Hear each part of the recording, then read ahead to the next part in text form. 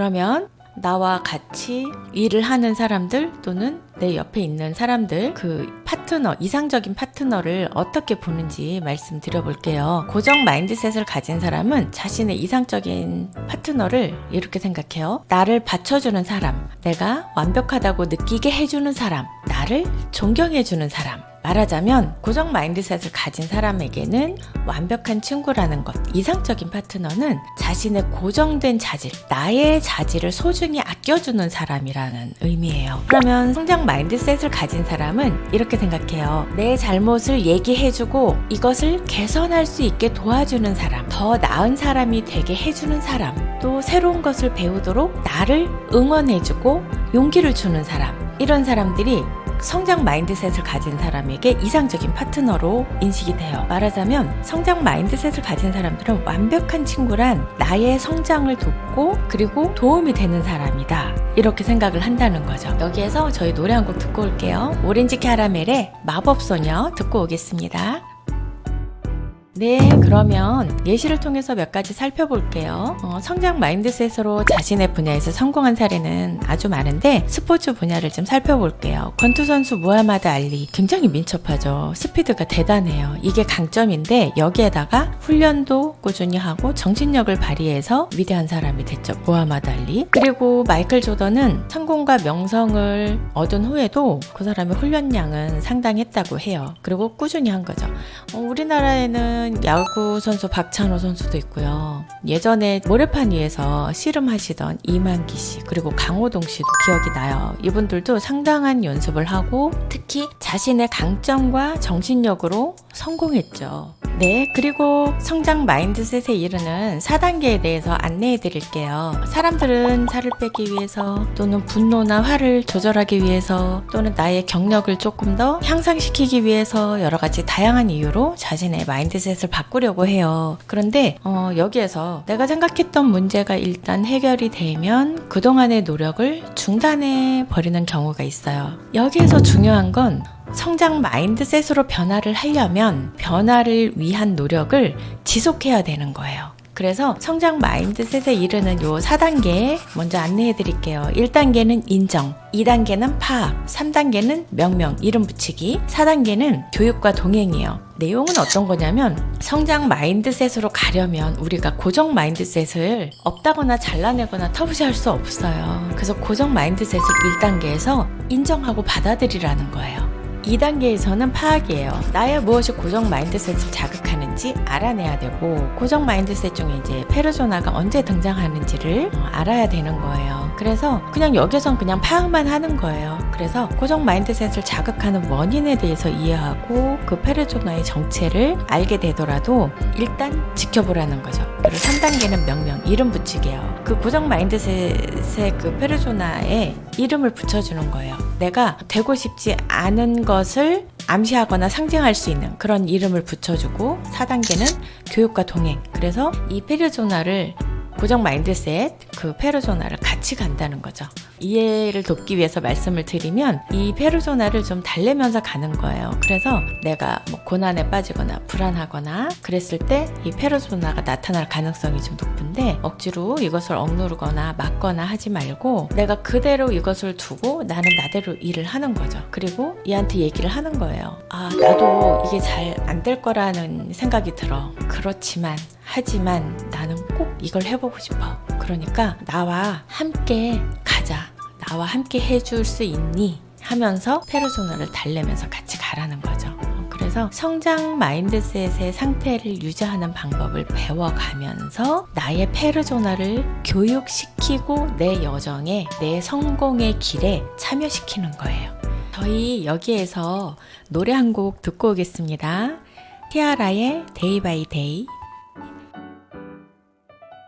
그러면 상황별로 성장 마인드셋을 실천할 수 있는 방법에 대해서 살펴볼게요. 여러 가지 예시가 있는데 그 중에 오늘은 한 가지 말씀드릴게요. 화를 참지 못할 때, 예를 들어서 평소에는 자신이 감정을 잘 조절을 하고 상대방을 배려를 하고 사려가 깊으면서 친절하다고 생각하고 있어요. 본인도 그렇지만 주변 사람들도 그렇게 이야기를 해요. 그런데 이분이 직장에서는 나타나지 않는데 배우자와 함께 있을 때 가정 안에 규칙이라든가 둘만의 어떤 규칙이 있죠. 둘이 정한 규칙이. 근데 상대방이 그걸 해주지 않으면 자신이 배신당했다는 느낌이 들면서 상대방을 비난하기 시작을 하는 거예요. 화를 내면서. 그러니까 상대방은 상당히 당황스럽겠죠? 그래서 이럴 때 이 사람이 자기의 감정이 어떤지 상대방한테 설명을 해주는 게 좋아요. 그리고 나는 내가 이게 중요하다는 생각이 들어서 우리가 이렇게 약속을 정하거나 규칙을 정한 건데 네가 이걸 지켜주지 않으니까 내가 무시당한 느낌이 들어. 이러면서 자기의 감정을 이야기를 하는 거죠. 화를 내기 전에. 그러니까 화가 올라오는 그런 순간에 부정적인 감정도 상당히 많이 올라오죠. 조급함이 올라오면서 화를 터뜨리는 사람이 있고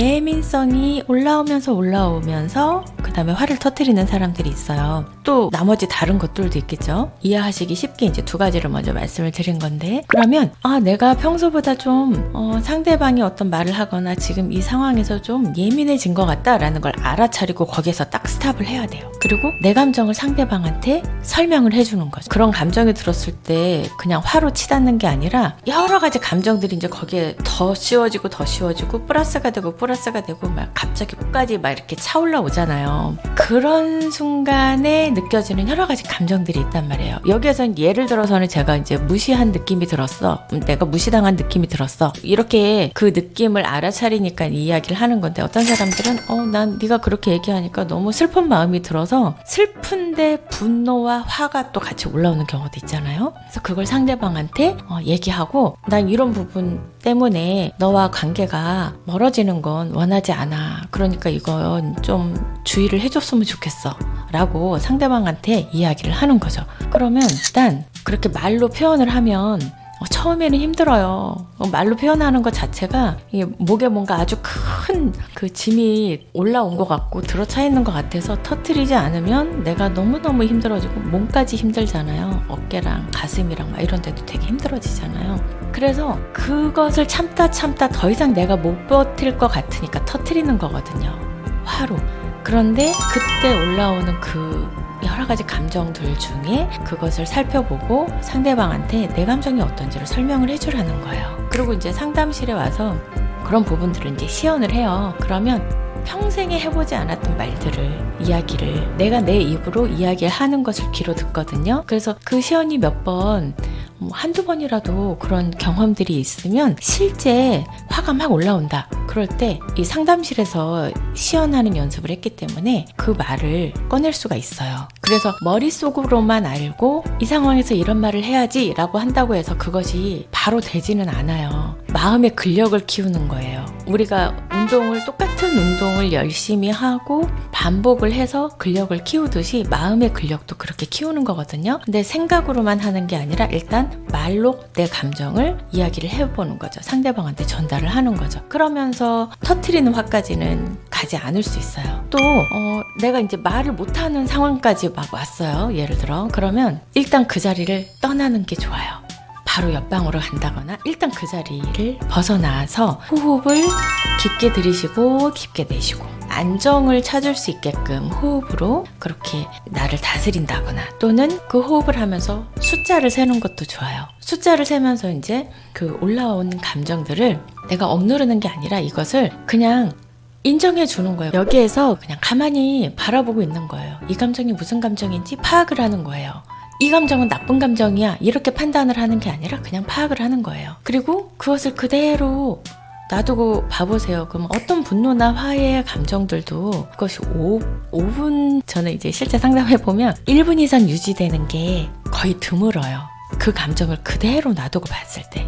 그러다 보면 이제 호흡을 통해서 내 신체 상태, 내가 지금 가슴이 뛰는구나, 손에 땀이 나는구나, 머리가 어질어질하구나 이런 신체적인 반응들도 느끼면서 이 안에서 올라오는 감정들이 무엇인지 알아차리라는 거죠. 그 감정을 들여다보기가 힘들면 그때는 수첩에다가 적으시는 게 좋아요. 감정을 들여다보는 게 낯설고 표현을 해도 잘 안 되는 분들도 계시더라고요. 그런 분들은 그 내가 지금 느끼고 있는 또는 여러 가지 올라오는 생각들을 적으시는 게 도움이 되실 거예요. 그것을 설명하지 못할 정도다 그러면 일단 그 자리를 벗어나라. 벗어나서 호흡을 하거나 숫자를 세서 올라온 그 감정을 그대로 놔두고 이것이 올라왔던 파도는 다시 내려가게 돼 있거든요. 올라온 만큼 내려가게 돼 있어요. 그러다가 출렁출렁 거리다가 평소에 내 정서 상태로 돌아오잖아요. 그러니까 그것을 이해하고 좀 더 충분히 나를 진정시킬 수 있는 시간을 주면 돼요. 이거는 연습을 여러 번 하시면 잘 극복을 하시더라고요. 예, 저희 여기에서요 노래 한 곡 듣고 올까요? 에메랄드 캐슬의 발걸음 듣고 오겠습니다.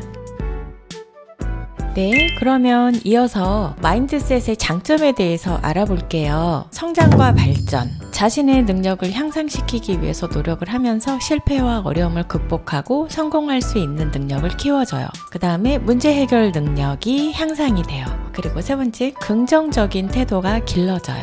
그래서 목표를 달성하기가 좀 더 수월하겠죠? 그리고 단점이나 비판점에 대해서 알아볼게요. 요거는 이제 개인별로 좀 차이가 있어요. 개인의 성격이라든가 그 사람이 살아오면서 경험했던 그 경험치들, 또 그 사람을 둘러싼 환경의 변화, 지역이나 국가가 지금 어떤 환경에 있는지에 따라서도 영향을 받을 수 있죠.